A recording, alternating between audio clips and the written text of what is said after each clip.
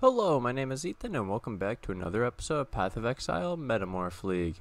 In this episode, I plan to do a build guide for the Necromancer Zombie Baron build because there have been a lot of requests recently for a well put together build guide where people can basically go to and use as a resource to copy to have the best league that they've ever had. So enjoy the video. To start this video off, it's a build guide about the how you take the character from the league start, leveling to being a god, maxed out or near max, depending on the items you actually create and stuff later. But to start it off, I will say that in case you haven't seen the league start video or the leveling video and you are curious without wanting to go find it, then my recommendation is to use skeletons. I will leave in the description the skeleton link that you will use. It's Val Summon Skeletons, Feeding Frenzy, Melee Splash, Minion Damage, Melee Physical Damage, and Ruthless Support. This will supply you basically with infinite damage throughout the leveling and league start, even though you're literally poor and have no items. Skeletons are completely broken and can carry you for damage, so that's your damage skill. And then you just need movements. You get Flame Dash, and then you get your auras, which I recommend, like Hatred, War Banner, Purity of Elements, and then run a Generosity on the Hatred and the War Banner. That's your league start. That's all summed up. Now let's get into the actual build guide. Alright, I would like to start this build guide off by explaining the build in the best way I know how to, so that the viewer understands. So basically, we have a build here, and the entire build concept is that we have zombies we care about a lot, and these zombies are our friends, and they will do everything for us. So basically, we walk around and the zombies kill everything for us, and that's pretty much how the build can work, or we Cyclone. Both are great movement options. So what happens is we have this helmet. This is the build. Basically, we're a Baron build. So Baron, when you have 1000 strength, lets you get 2% of the damage dealt by your raised zombies leech to you as life. So that's what we build around. So the main things you're gonna have to do in the build is the Baron, which is 1000 strength requirement for the leech, and zombie stuff. So you have to go the Baron. This is the literal peak of the build. This is the top. This is the enchilada. Like, you can't replace this no matter what, okay? Everything else is technically replaceable except for this. This is the core. So if they nerf this, we're dead. So you need the 1000 strength. That's it. That's the only requirement actually on this helmet, is 1000 strength. We have 1200 because for every 300 strength you get an extra zombie. So for 200 extra, I got another zombie, which was a pretty big damage boost. That's why I did an extra zombie. One extra zombie is quite a bit of extra damage. So 1000 is your goal, 1200. So now the best way I can do this is, everyone would ask me, Ethan, what are the best ways to get to 1000 strength? Because that is something that is pretty important for the person trying to make this build. How do they actually get 1000 strength, and how is it efficient? Well, let's start it off right away. Efficient trainings. You don't need to get a corruption on them, and then they're pretty cheap, so you can just get the reason for the corruption. I'll explain later in the video when we start talking about if I talk about min-maxing. So here we have efficient trainings. These are really efficient for gaining strength, because it transforms your intelligence nodes into strength, plus it gives the flat either 16 to 24. So 10, 20, 30, 40, 50 plus the 16, it's a 66 strength jewel. It's insane. So point is, efficient training super helpful for doing that. You can use a lethal pride. Utmost might is super helpful. Pathing through all of this strength down here is also going to help you from the skill tree. That's why we do most of the pathing through the actual travel nodes. It's really efficient for traveling, and also we need all the strength. We also run, you can run up to I believe 3 bronze Wait, where'd I put the bronze? You can run up to 3 bronze. These can give you up to 6% increased strength. The one thing I will warn you about is be careful about the reduced intelligence, because you can only fit about 3, and if you have them at 15%, you will lower your intelligence past the 159 mark, and you cannot do that. You need 159 intelligence in the build, so be careful with how many bronze you put in the build.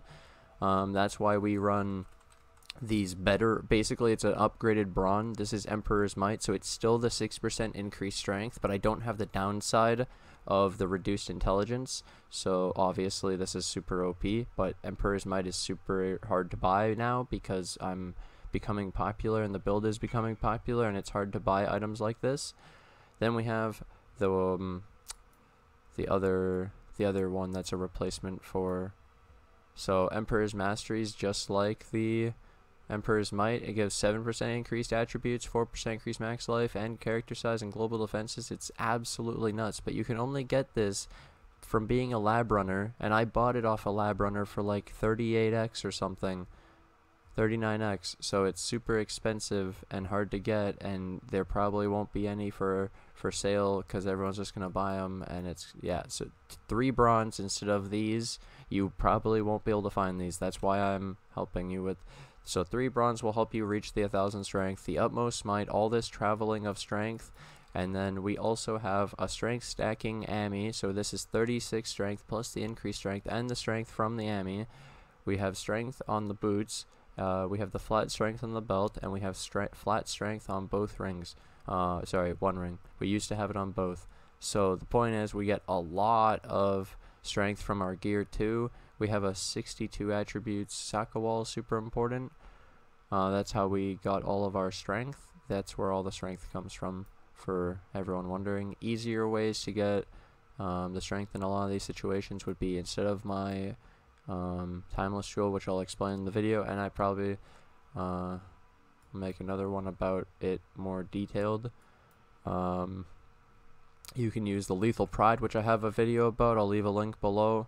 The Lethal Pride in this area had 5% increased strength, 5% increased strength, and 20 strength on Faith and Steel that I had. So that was 10% increased strength, an extra like 20 and 36 from all the travel nodes in this area. So it was, Lethal Pride was giving me like 100 to 200 strength. So if you need more strength, that's a great way to do it. It's only like 3x, and you can get it within a few. You can get like 5% increased strength within a few divines probably. At least one node, which is still useful. At least one node of 5% increased strength is really good. It's a bronze jewel and all the travel nodes of 40 strength for 1 jewel. It's better than a bronze jewel. That's why it costs more. Alright, now that I've explained the Baron, the strength stacking, and how to get the 1000 strength, because I feel like that's what everyone's going to struggle with the most in the build, I want to explain how you actually get the damage now. So that part of the build isn't damage, okay? Don't be misled. That is 1000 strength so that you have leech, you have 3 more zombies, and they have 500 of the strength. Okay. How you actually get damage to be able to do blight maps with this build. The weapon. You don't need this one specifically, but basically we have the other one. So instead of the minions dealing the double chance to deal double damage, the 5% chance to deal double damage, get one without that. So it's either the increased damage, fortify, and then get avian as the suffix, and then you craft on the multi-mod +2 and the minion attack and cast speed. And this, it doesn't have to be a staff either. It can be any two-handed weapon. It's specifically a staff for me because this item, the base, it's Acidic Walls, the chance to have double damage for the minions, is an item from the temple, and it only drops as a staff, and that's why it's a staff. I don't care about the block. Don't worry about a staff. Go for the cheapest one. And then this is the way you get most of the damage, okay? Because you have this weapon, and it's doing crazy stuff to the socketed gems. So then you socket your gems, and when you put Raise Zombie 21, you have a 21 Raise Zombie. And then you put your Empower 4, and the Empower 4 gains 3 levels because of the item. So your Empower 4 becomes an Empower 7. What the fuck? And then it's 6 levels to the active skill gem, which is your zombie. So then you get your zombie getting 6 from the Empower, 2 because you're a Necro, 1 from the item because of the +1 to socketed gems. And then you have a 30 raise zombie. And that's how we get so much goddamn damage. And then you add it with the supports, you know, Awaken Multi-Strike, Awaken Minion Damage, Awaken Melee Fizz, and Feeding Frenzy. And you're just like, this is... Yep, so this is where you get it all. You can do normal Multi-Strike, normal Minion Damage, normal Melee Fizz, obviously. But these are better. Awaken Multi-Strike is a massive upgrade, so I'd say that the biggest things are the weapon for damage, then the Raise Zombie 21, the Empower 4, and the the Multi-Strike. Those are like the biggest upgrades to get the biggest damage, and then it's just over. Yep, that's the next big step after your 1000 strength leech. You could also go the other way around of going for the weapon first, then go for the leech, because you can sustain through health pots. So basically the 1000 strength is the way you get to pretty much AFK, because it gives you the sustain, the weapon, and the gems gives you the damage, and that's how the build actually functions. Everything else is basically squaring up the strength, getting our resistances, getting our chaos res, getting our just stats. Just trying to get as much of the other stats as possible, because we want to make them deal as much damage as possible, have all our resist, have our chaos, have our life, try to be tanky ourselves while making them as strong as possible. Okay, so I think I've explained the build pretty well up to this point. Now I'm going to go over the gems. I think you should just basically use these gems, but in a lot of the cases you're going to have to use the miniature version because you won't have the Awakened. But the gem links for the build, I'll now leave timestamps to each of these things. This is very important for the build guide, so people can go back and check gem links, etc. Raise Zombie 2123, Awaken Multi-Strike 520. Awaken Minion Damage 520, Feeding Frenzy 2123, Empower 4, Awaken Melee Fizz 520. That's our weapon, that's our zombies, that's how they do the deeps. Obviously you can run Multi-Strike 2123, or 2020, Minion Damage 2123 or 2020, and the Awaken Melee Fizz 2020 or 2123.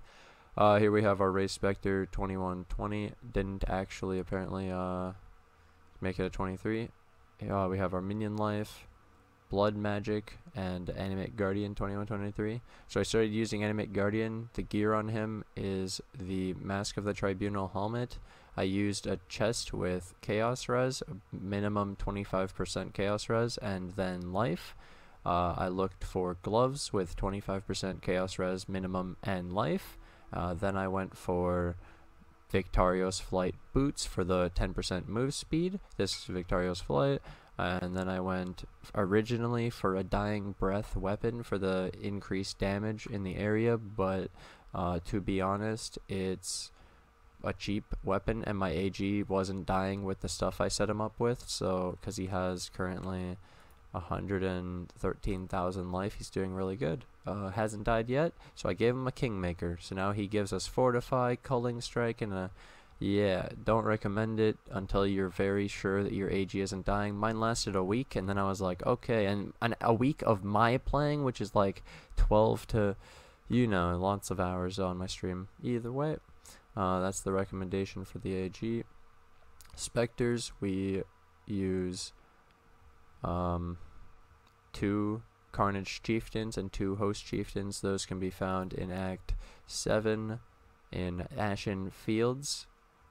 2 Carnage Chieftains and 2 Host Chieftains.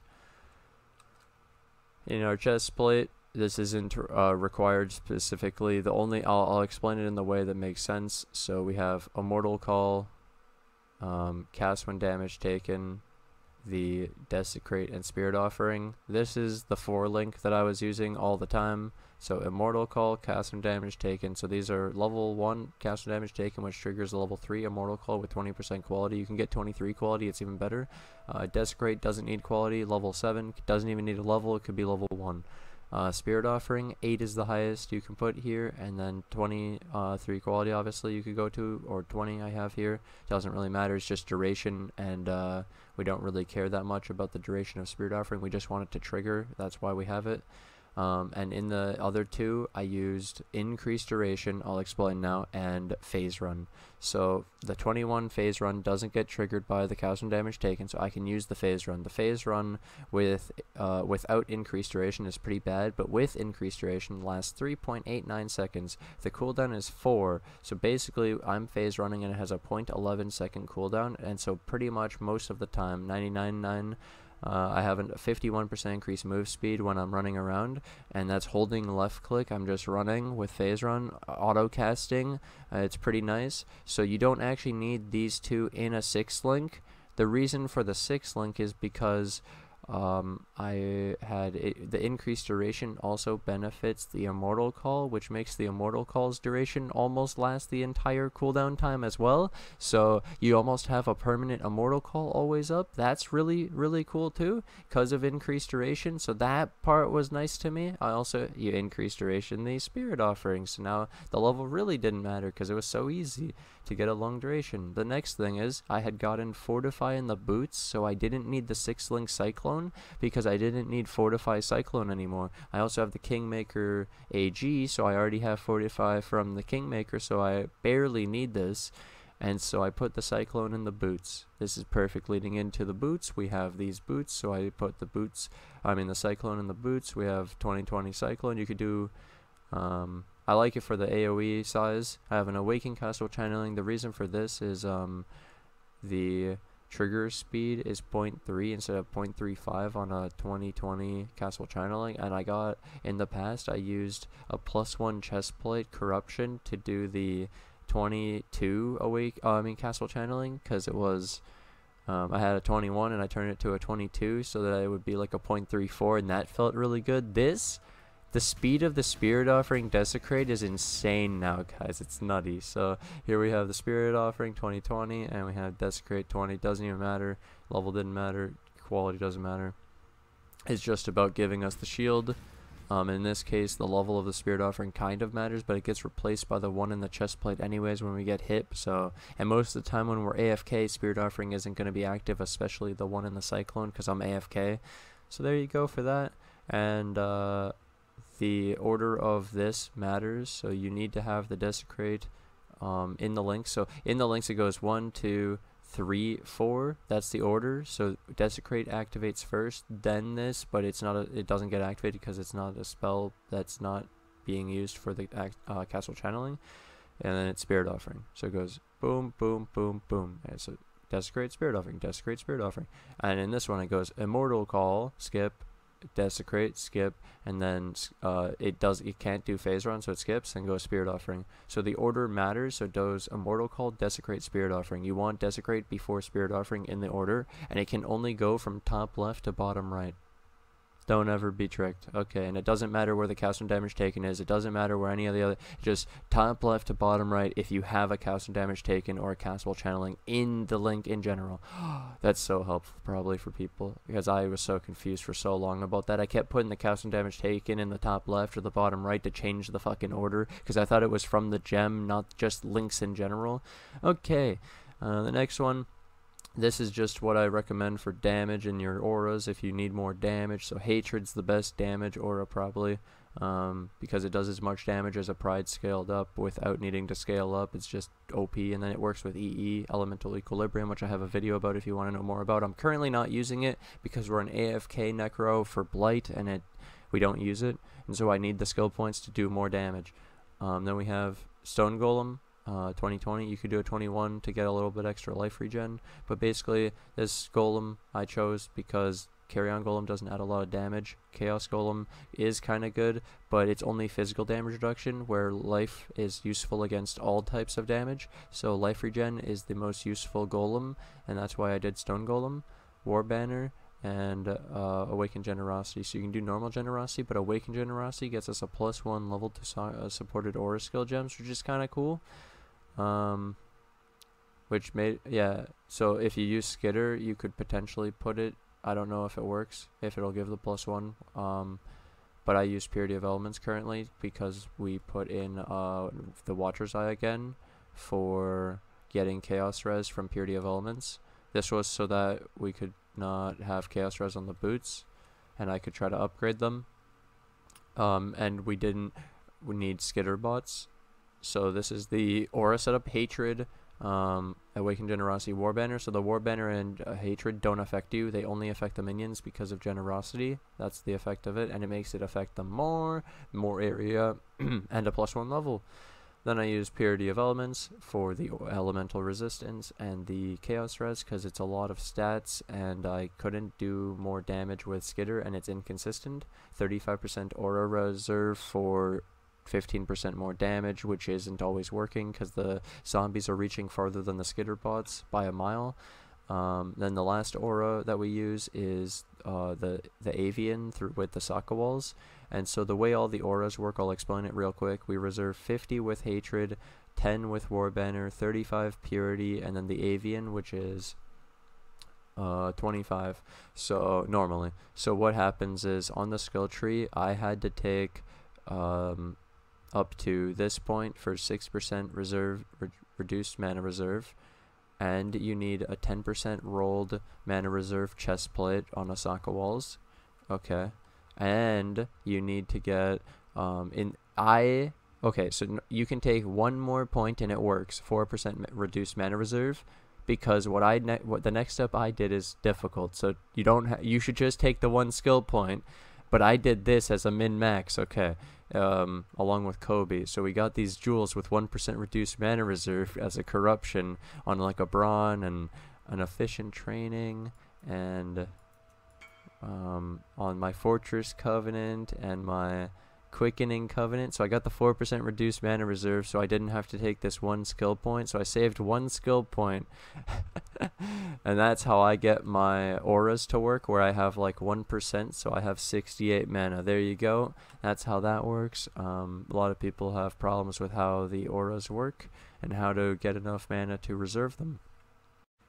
As I said, I use Flame Dash, and I believe that is all the gems and why I use them. And do not put your Generosity with your Purity of Elements, because your Purity of Elements will go and affect the minions and not you. For the Watcher's Eye, you need the Watcher's Eye to have Purity of Elements thing, because like you have to be affected by the Purity of Elements. If it only affects your minions and not you, the Watcher's Eye won't work. That's why a Watcher's Eye for Hatred and the other stuff doesn't even work. You can't use those. It's only the ones that affect you. So you could use like Clarity, Purity of Elements, Discipline, the defensive auras, the ones that affect you only, and then you don't put them with the Awakened Generosity. Yep. The last thing is with the Awakened Generosity, the reason also Skitterbots isn't affected by Generosity, apparently. It's been known since it came out, and it's like, well, that's pretty bad, because especially now we have this Awakened Generosity, and it makes the ones that are affected even more OP, and that's why we look so hard at Hatred, Warbanner, even like Haste starts to look a lot better, because that move speed, how good is that? It's like quite a bit of move speed, right? So, yep. Alright, so I'd say the required items are the Baron. The best enchant possible for the Baron is the Ray Zombie have increased attack speed. The next best is the increased damage for Ray Zombies. You can do a lot of utility things like enchants for mana reservation for your helmet, for your auras. You could do amount of bodies off of Desecrate. You can increase the damage off of Spirit Offering. There's so many ways, or so many enchants that are decent in our build that you can increase the effect of Stone Golem. There like just a million options, okay? So don't be limited just by the Ray Zombie have attack speed and damage, but those are the best because they're always going to do more damage. That's just how they work, and you can rely on it. The next required item I'd say is Shaper's Touch, and it's highly recommended to go a curse on it. There's a few that you can go. You can go with this build because of Hatred. You can go Elemental Weakness. That works. You can also go just as a in any build pretty much. Enfeeble and Temporal Chains are just decent defensive curses. If you don't need the extra damage of vulnerability, especially in Delving or certain bosses where it's really gonna matter, it could really help you. So because the curse isn't really going to be used in a blight. It's more going to be used at bosses and hard encounters or whatever. So either defensive or vulnerability probably is recommended, because basically in a LE reflect map you can't run your hatred, you take it out and you run haste. So the vulnerability would be, the LE weakness would be wasted in an LE reflect map. Just in that one case, it's like, oh, that's slightly worse. I'm going to make that a point, so that you should probably go vulnerability, enfeeble, or temp chains. Yeah, and on your Shaper's Touch if you do it. Next item is Asaka Walls. You should look for the 10% reduced mana reserve. You can either buy the 10% reduced mana reserve, or you can divine for it. It's not that hard. It's only 4 rolls. Don't be worried. You can just buy one for cheap and then divine it and 6-link it yourself. Good luck with the 6-link. Mine took me like 1500 or like almost 2k fusings. It was pretty bad. The weapon, like I recommended, for the beginning you could just use any 6-link with minion damage. It doesn't really matter. It's just the 6-link that's important. The minion damage is extra for all your stuff, but then you can go for the +1 multi with the +2 the minion damage, minion attack speed, and you go for either 4 to 5 minion damage with the aspect of the avian, and there you go. You got your god weapon. You don't need the 5% chance to deal double damage. That's where you take it to the extra. And then the belt, I would recommend a stat belt, so increased attributes, life, reses, chaos res, whatever you need. Basically, this is where I start going, okay, so these were the required items, right? Now you have the rest of your build. You can build it with whatever you want. So I recommend you can use an Astra Mantis before you get an upgraded amulet like this. So an Astra Mantis will do as an amulet. For the rings, I recommend resistances, strength, and then life. Okay, so get your chaos, your strength, your elemental reses, because when you have negative, that is way worse than having 50 less life when you're at 5,000. Okay, you need your resistances, you need your chaos res, and then square up your health at the end. Okay, so that's what the rings are for.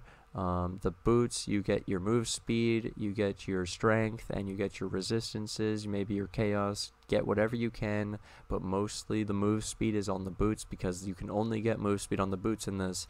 So highly recommended. And then in this build, because of our skill tree, like I pointed out, we get 3 bronze, we get 2 efficient trainings, we have extra jewel sockets, we have an extra timeless, we have a lot of room to work with jewels to use them for resistances. We also get free resistance through this node here. We get more free resistance with our ascendancy because of bone barrier. So it shouldn't be too hard. You can get some free chaos resistance next to the sovereignty. So this is the skill tree I recommend currently. The timeless jewel area is unique to me, so I can explain that in a separate part. The pantheons I recommend for the build are Soul of Lunaris, because physical damage reduction in our build for being nearby enemies is amazing. We have only 19% with nothing popped of physical damage reduction. You can't really see because my cam. So you have physical armor and then physical damage reduction 19%. It's pretty low. So having extra there is super nice. From the Pantheon, we get the chance to avoid projectiles, 5% chance to dodge attack and spell hits if you've been hit recently, but this is the really important one, especially in delving. Avoid projectiles that have chain. You'll constantly find areas that have chain +3 in delve, and then this is like, whee! So yeah, very important, avoiding projectiles that have chained. Okay, then I use Shikari. It gives me reduced chaos damage taken, because we have a big problem against chaos damage because it goes through our ES, so it goes through our Spirit Offering combo, and then it reduces the chaos damage taken over time while on Caustic Ground. This helps against the fungal cavern zombie death, and then we're also immune to poison, which just helps with, like, well, you know, all poison. And then all the encounters in delve that have poison on hit, you're immune. Never worry about it. The other thing is Aberrath. So 5% reduced fire damage taken while moving is insane. It not to be underestimated. When you're already reducing their damage to like 25% because you have 75% fire res, and then you reduce it 5%. It's like, these are crazy. Okay. And then unaffected by burning ground. So in Delve, sometimes when you go really deep, you're going to get into the fire area, and then you're going to find an area where the fire is literally melting you. So you can't stand on it unless you take unaffected by burning ground, because it's burning ground and you can't be affected by it. You can't take this one to be immune to poison, but you could take a poison flask, or you could just tank the poison because of our regen and leech and health. So it's this you can't tank, but this you might be able to. That happens a lot in delving. I just wanted to point that out as pantheons. Those were basically the only ones I used because, yep.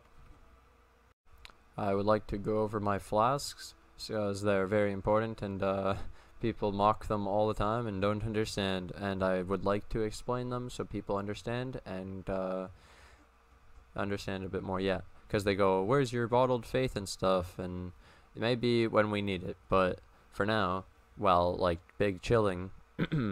Eternal mana flask of warding with the enduring. So this is you get the flask effect is not removed at full life. This is super fun because you can click it, and even though we're at full mana and not using any skills, it's going to last the full duration of 5.3 seconds. And then the even better part is you can spam click it. So now I have like 40 seconds of mana.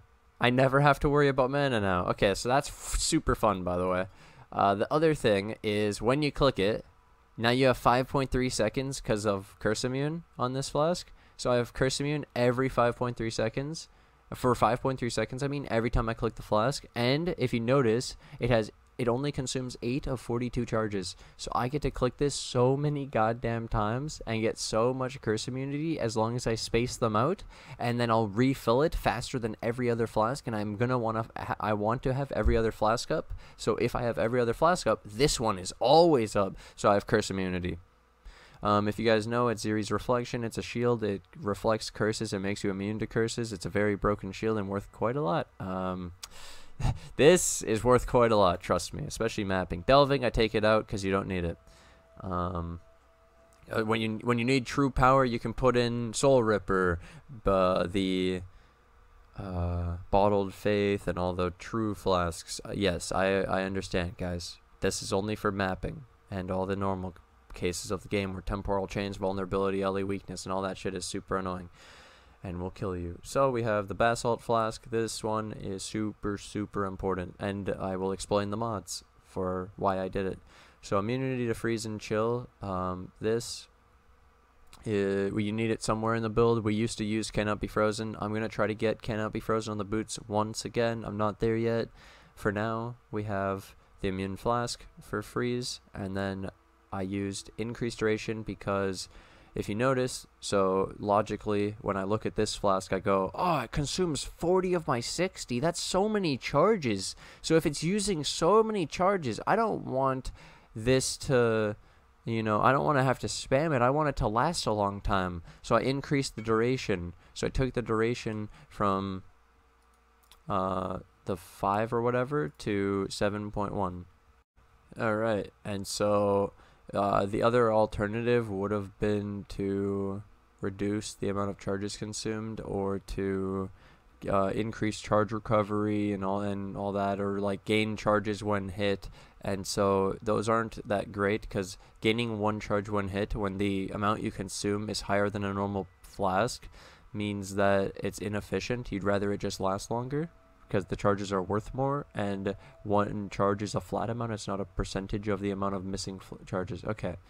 Anyways, increased duration, immune to freeze, and then I used Granite Flask, gain 1 charge when you're hit by an enemy, and it has 95% increased armor during the flask. So this game, let me show you what these do. It's ridiculous, dude. This is why I use them. So we have our terrible armor. Let me take this away again. We have our terrible armor and physical damage reduction, but these 2 flasks, first one takes you to 56% with 10,000 armor. it went up 8,000. You click this one with this one, 71%, 10,000 armor, because it's 2. This one just adds 15% physical damage reduction and reflects 20% of the melee physical damage taken. So good, so good. So these two flasks, pretty much physical immune.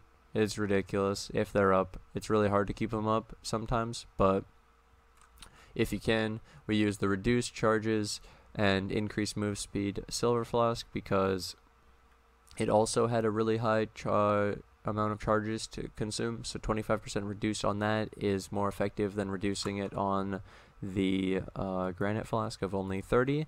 Like 25% of 30 is only 7.5, but 25% of 40 is 10. It's way more flat charges taken off of the total consumed, and now we get at 30 of 60, so you can do 2 clicks. Very important. And then we have 30% increased move speed, so this flask plus this flask, because we get 20% move speed from Onslaught, 30% move speed from the flask, then we get 40% move speed from Quicksilver, and we have reduced charges consumed again on the Quicksilver. This one the actual better roll, so this isn't the best one. I need a better one apparently. I don't have it, and it doesn't even have, what the hell is this flask? It doesn't even have quality apparently. So you want increased charge recovery because of the such little charges consumed that you just want so many charges. Give me all the charges. But here we can click it 3 times with the reduced charges used, which is also useful, right? Being able to click it 3 times instead of 2 is nice. So then I always am basically immune to bleeding because this one and this one is always up. These are the most consistent flasks I have. This is the most consistent. This is the second most. So I'm immune to curse. I'm immune to bleeding almost all the time. And when I'm not, I'm immune to corrupted blood because of corruption on my jewel. And I'm okay with normal bleed. That's my flask and why I use them. Move speed, tons of move speed. This is physical damage immunity, freeze immunity, and curse immunity. Alright, and then the last flask, if you want to use them, this is ridiculous, but here you go. If you go delving, you can use a Soul Ripper with Val Discipline, Val Summon Skeletons, and Val Molten Shell, because you can cause the Val skills to not have a cooldown, and therefore you cause Val Discipline, which makes it so you don't have an ES charge recovery delay, so it just is always like your energy shield is always recovering through the recharge, which in ES builds is usually over 3,000 energy shield a second, which is ridiculous. So Val Discipline with Soul Ripper is broken. The other one is Val Molten Shell. If you have really high armor, when you click a granite and a basalt flag and you click Val Molten Shell, it also gives you armor, and then it gives you a huge shield over like 12,000 shield with increased duration for like 20 seconds, and then you have an infinite amount of molten shells because with no cooldown because you have Soul Ripper, and then you can also do Val Summon Skeletons with no cooldown. Enjoy. The Wise Oak, I'll explain this if you don't know. So I used this last season for delving. I capped all my resistances equally, so what this means is on the right here, not the left, the right, these numbers 83, 81, 83. If these were all 83 or all 81 or whatever, any number, all the same, then if I use the Wise Oak, it says I will take 10% reduced damage taken of each element of each of them, all 3, 10% reduced from each of them. OP. Okay? Next one, the Bottle of Faith. This one people love. I haven't been using it, but people ask, why don't I use it? Well, here it is. The reason I don't need it, but you should, because look at what it does. So the main thing is it's consecrated ground when used. I'll show you. It does this big circle. So this big circle is causing an increased crit strike chance against enemies on the ground, and they take 8% increased damage on the ground. Consecrated ground also heals us and our minions, and gives us all a buff. Gives me a buff because it's a sulfur flask of 40% increased damage. So that's why people use it. It's obvious, super big damage, healing, but I don't know how to fit it into my build unless I'm delving. So, and it's not necessary unless delving, I guess, or bossing, because you don't need the curse immune. You could do this against boss because you don't need, yeah, but every other time you need it. So there you go. Those are the flasks. The bandits, kill them all. Always kill them all. Get your passives. Don't troll with the bandits. Just kill them all. So this is the Ascendancy, and the order we took, Masters of Sacrifice, Mindless Aggression, Unnatural Strength. This is where it gets interesting. If you want damage, Commander of Darkness is good. The difference between Commander of Darkness and Bone Barrier: 10% more damage with Commander of Darkness, but you lose 10% LE resistance, the increased rate of recovery of life, and the physical damage reduction. So, and the 20% max life for minions. It feels like Bone Barrier is giving us more because we can get more damage in other places, and this just isn't giving us enough, and this is just giving us too much. Where we can't make up for this other places, and it's the only way to get like the physical damage reduction, the increased recovery rate of life, and then it's more res too, so we're only losing 10% more damage for all this extra stuff, and this is the Ascendancies I recommend. Alright, so I think that covers everything. I think I'm pretty happy with the build guide. If there's anything I haven't answered in this, I will make a follow-up build guide, because I don't know of another. I don't think it's possible to answer all questions, even if I spend an infinite amount of time on one video. There's no way to answer all questions because new questions will come up. So I will, in probably a week or something, or even sooner maybe, I'll do a follow-up video to the build guide, maybe with a follow-up of answering the rest of the questions that people have, and hopefully that can be good. Instead of saying new, I'll say like additional, as in answering more questions and helping more with the build if anything else was left unanswered, because I don't know what I've left out. I feel like it's pretty good. Hope this could be helpful for people to follow the build and to copy. I'm finally in a spot in the build where I felt comfortable with sharing it. I wasn't comfortable before, because if I told people what I was going in certain areas, then they would the people would be able to buy the items I'm going for and raise the prices, and it would really mess me up for the season. So now that I'm good for the season, I'm here you go. Enjoy, boys, basically. Hope you guys have enjoyed and learned anything new.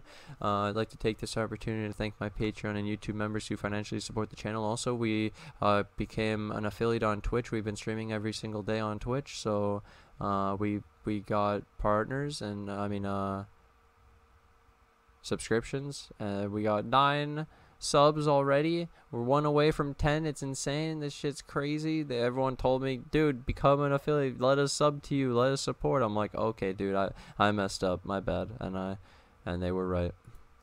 Thank you to my Patreon and YouTube members: Trednix, Hannah, Steven C, Last Fable, Stacy U, Boggy, White Wolf, Garbar, Trednix, White Wolf, Barkbone, Kerbet, Jun, Lelouch, Lamprey, Dawood, Dubu, and Goose Eggs. Thank you guys for all the support, and thank you to the subs on Twitch and all the support. It's you guys are crazy, man. This shit's amazing. Holy, thank you guys, and yeah, I'll see you guys in another video and the stream, and bye.